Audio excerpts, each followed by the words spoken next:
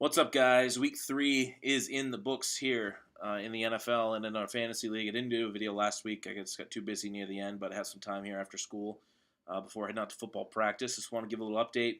Quite interesting matchups last week. A lot of close games. None closer than my game versus Joe Tucker. Of course, I score 170 some odd points and pull out the win I won. It looked like for a while that I was not going to win because Joe Tucker was supposed to. He was projected to get like 210 points at one point, which is just absolutely ridiculous.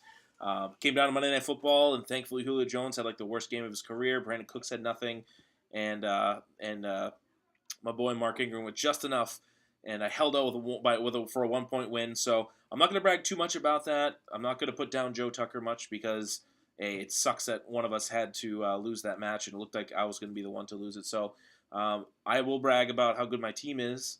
For sure. I mean, I only have a couple tiny weaknesses. Golden Tate, he sucks.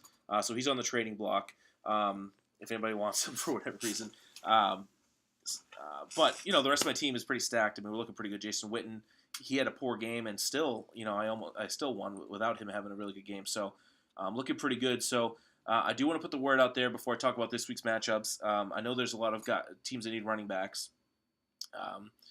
I do have a couple up on the block. Rashad Jennings is up for, he's the number one guy with Shane Vereen out for the year too. He's going to be very valuable.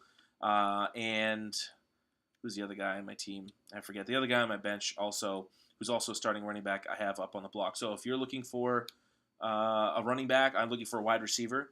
If you want to, you're probably not going to be able to get David Johnson or Lamar Miller unless you offer me Odell Beckham or something like that. Okay, you're not going to get those guys. But if you want Mark Ingram and you want to offer me a stud number one wide receiver, somewhere Larry Fitzgerald, AJ Green, that kind of Julio Jones. I know those guys are up there, but Mark Ingram's a stud, and I have two running backs sitting on my bench that are number one backs that will get a lot of run. So for those you teams out there that have had injuries or just drafted really poorly, like I know a few of you did at the running back, I have some running backs available. So hit me up with a trade offer. But don't waste my time, please, because I just don't want to read through really crappy trade offers. So, anyway, looking forward to this week. I got a cupcake week. I'm playing Jack Butler. Not much more needs to be said. I mean, so I'm going to be 2-2 after this week. I'm projected to beat him by about 50 points, and that's without me even really looking at my lineup. So, but there's some good ones. There's good matchups out there. Most of the other three matchups are going to be pretty good. Kyle's team looks pretty unstoppable right now, 3-0. But there's still time for the rest of us to kind of catch up there. I think it seems pretty even, after Kyle. I mean, me and Josh, both Joshes, me and Joe Tucker seem to have the second tier, and then the other teams, pretty lower right now. So, but, pretty equal so far. It's interesting. I do love the fact that two teams are not going to make the playoffs because last week when I was 0-2, didn't look so great.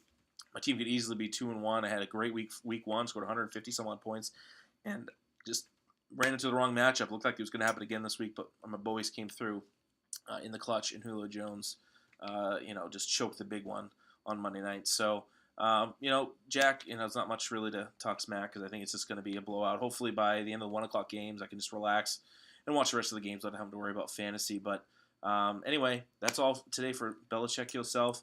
Not a whole lot smack to talk because, pretty straightforward. Good win last week. Going to be 2-2 after this week. Hopefully Kyle can get a loss here so he doesn't run away with this and get the buys. And we'll see everybody down the road. Go Patriots. 4-0 without Brady. They're going to go undefeated this year, I think. Just watch out for that Pittsburgh game, Seattle game, and the Denver game. Other than that, we ain't getting stopped this year. Ain't getting stopped.